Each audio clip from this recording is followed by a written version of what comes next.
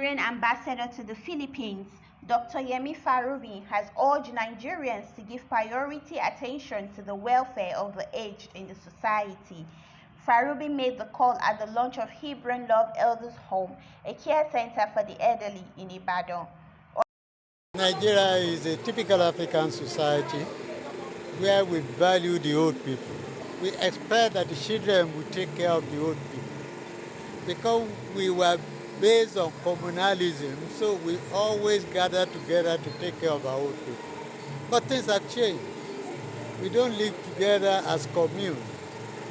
People are scattered about in quest of jobs, in quest of wealth, in quest of prosperity.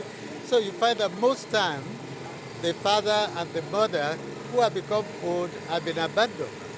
Not because that the children want to abandon them, but because they have to move, because they have to exercise and perform the duties of their various professions and trade. So what do we need therefore? We need a home like this, where people of old age can mix, they can interact, they can fellowship together, they can discuss together, they can look at what had happened in the past, and they can share views, rather than stay in a very big house which they have built, and they cannot climb the steps again. And you leave them in the hands of a nanny who does not understand them. We have moved away from the extended family to the nuclear family. So we are not doing anything strange. We are taking advantage of reality of today. So the concept of home is not destroying what we've had, because what we've had, we have lost it. We are now living in a new society. We are trying to adapt ourselves to the new concept of family that we have. On her part, President of the Center, Mrs. Elizabeth Aina-Scott, who is also a former zonal director, Nigerian Television Authority, said that culture is evolving and Nigerians must adjust to the new culture for the elderly to live longer. If you say culture is dynamic, it's also evolving.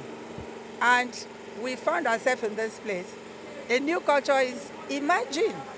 And whether we like it or not, we have to adjust. We have so many busy professionals now who pursue their daily bread. So you can no longer keep to that culture that preaches communalism, because it's no longer there. These parents are suffering at home with nobody. We moved from living in family houses to individual houses. Some of us don't even know our next neighbor.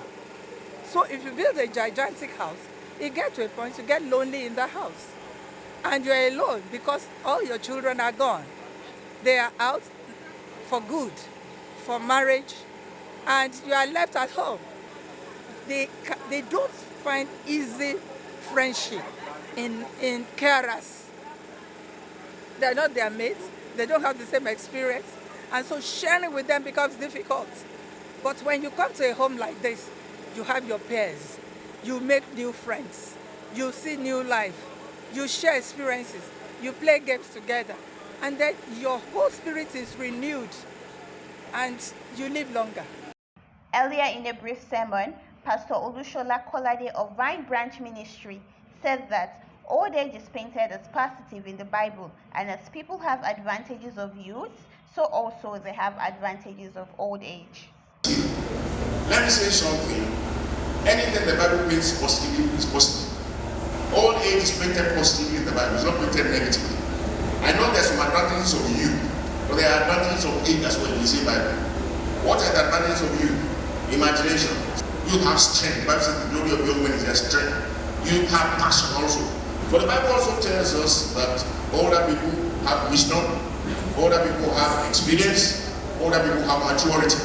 Those are things you don't have. So you see, there are advantages of youth, there are also advantages of age.